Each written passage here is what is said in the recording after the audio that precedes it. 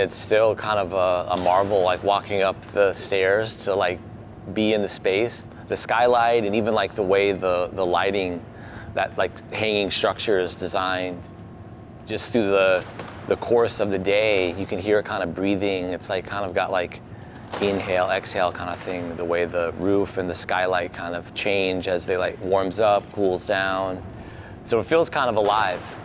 The shape, just like a circular shape, I think is really interesting, especially for a piece like this that's kind of about memory, loss, even mourning. Something cyclical about it, I guess even in the name, the cyclorama, that it's like there isn't really like a start and an ending to the space.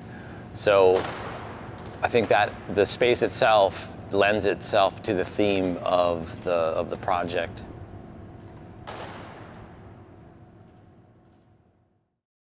Actually, so I'm all set up. Okay.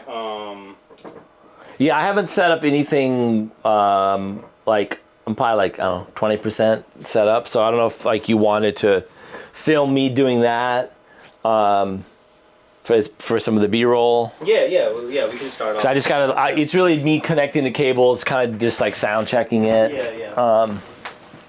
Let me see. Yeah, feel free to get in wherever you need to for like shots. Shouldn't take too long. I've done this a million times.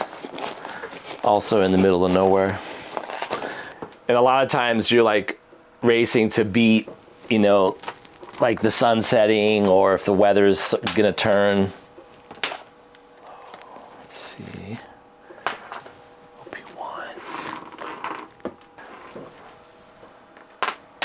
This is the mixer. All the different instruments that receive the biodata, that all gets mixed in here, and I can adjust the levels.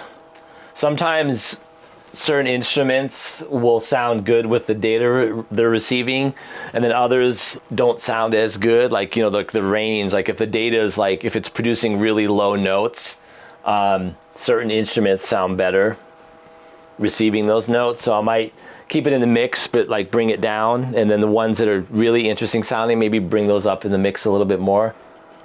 Once I get everything connected, it starts looking very organic, like vines.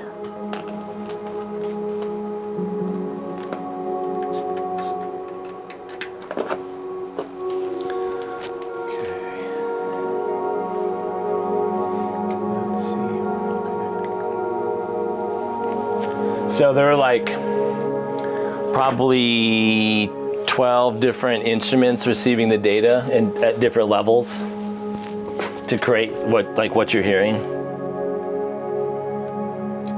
Yeah, whatever its current state is, this is generating this. So the basal, it's probably photosynthesizing right now, you know, because this like the light is on.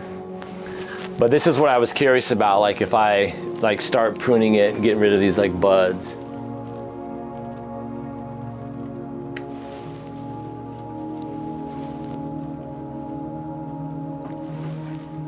So I'm hearing, just from my experience, like usually plants will have a contour where like it kind of goes quiet, or it gets really mellow, like it'll crescendo, kind of die down, and then maybe play a few notes, then kind of pick back up, or even just play the same notes kind of for a while, and then maybe make subtle changes. But I think with my interaction, it's just stimulating the plant so much, it's probably like, it knows it's getting trimmed. My mother would have loved to have had Thai basil all year round. If she was able to have like an arrow garden like this, like way back when, like she could have Thai basil all the time, that would have been like so amazing for her, just to have like her, you know, her favorite plant always around. Yeah, so this essentially will be the kind of foundation of what people will experience at the cyclorama. I mean, I may adjust the palette a little bit, like some of the instruments, but also I'm gonna mix in recordings of this instrument, the can. But my mom brought this back like, I don't know, like over 50 years ago. It was one of the like few things that she brought back from Thailand that that still kind of survived.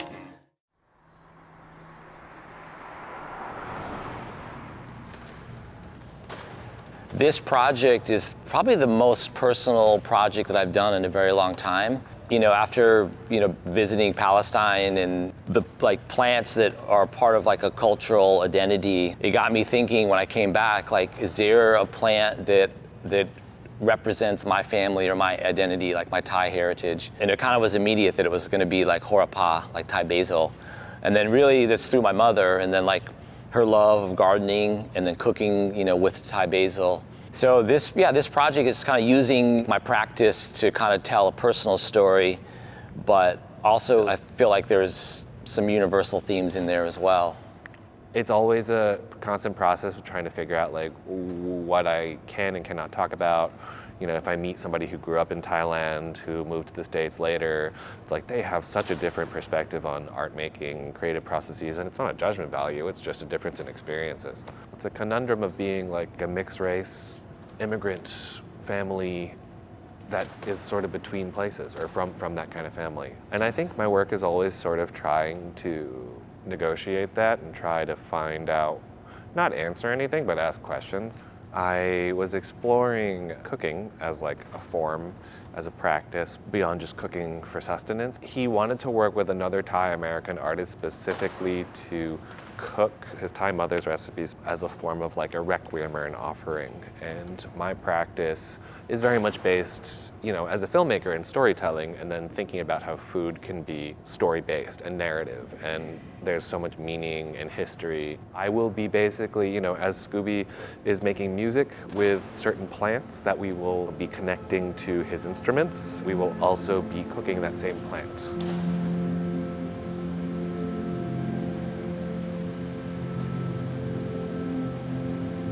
The sound installation, the kind of requiem part, is to honor specifically like my late mother.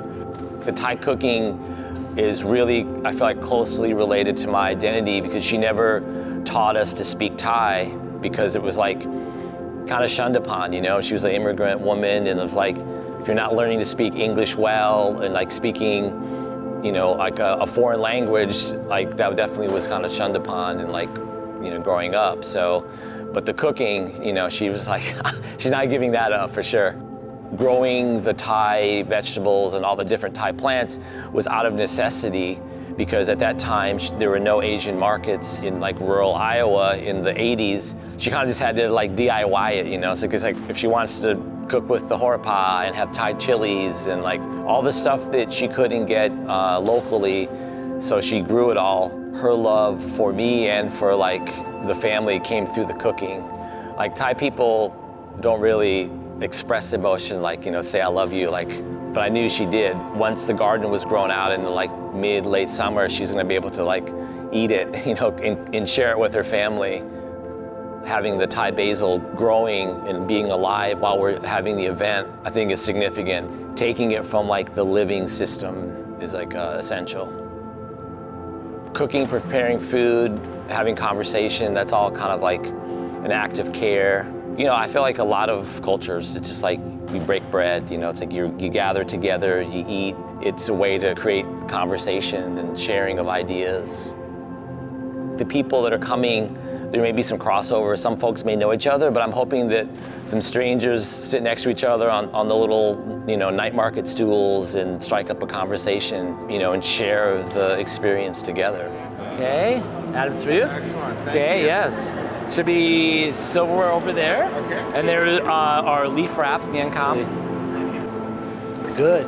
Yeah, it's like people are enjoying the food and like the overall vibe. Yeah, I'm happy. Glad that you're enjoying. Yeah, I love it. It's like I feel like I'm losing my voice because people want to know how it works, you know. Oh yeah. And like there's a lot to say. yeah, and then Dan is like, I need garnish. So, you know, I'm trying to like, because I've been, this thing is getting small, right? I've been like trimming it to garnish all the curry. Okay, all right, chef. Let's get that basil going. Boom. Okay, let me get that one going. Okay, beautiful. It's happening. When it happens, it happens. And then it's just happening. And somehow it happens. And then it's over. And then you're like, what just happened? When I started with the plan music, it was sort of to decenter myself as the artist, like create the framework and then have the plants generating the melodic, harmonic content. Now it's sort of like even kind of decentering that and having that just be a component of a larger experience. Like I think creating like a more multi-sensory experience for people like really resonated with everyone. That's kind of my direction forward, to try to do these events, these experiences for folks where that's just a component. When you have installations where one of the kind of key ingredients are the people, then like the way they activate it for themselves makes it special. I was envisioning that I would end up having it in like a rectangular space and then, like lining up the tables and whatnot. But when I got awarded the ACTivate Residency and I knew it was going to be in the cyclorama, that really changed like my idea of like how things were going to be arranged, and it really kind of started locking things in. Because the cyclorama space is such a so specific and unique, it really became like a collaborator that kind of informed like my decision making and helped me figure out like where the placement of things was going to go. There are not many spaces that I could say that the space feels like a collaborator that really informs and kind of really like elevates the direction of the project. Like Cyclorama is probably one of those few spaces that feels that way.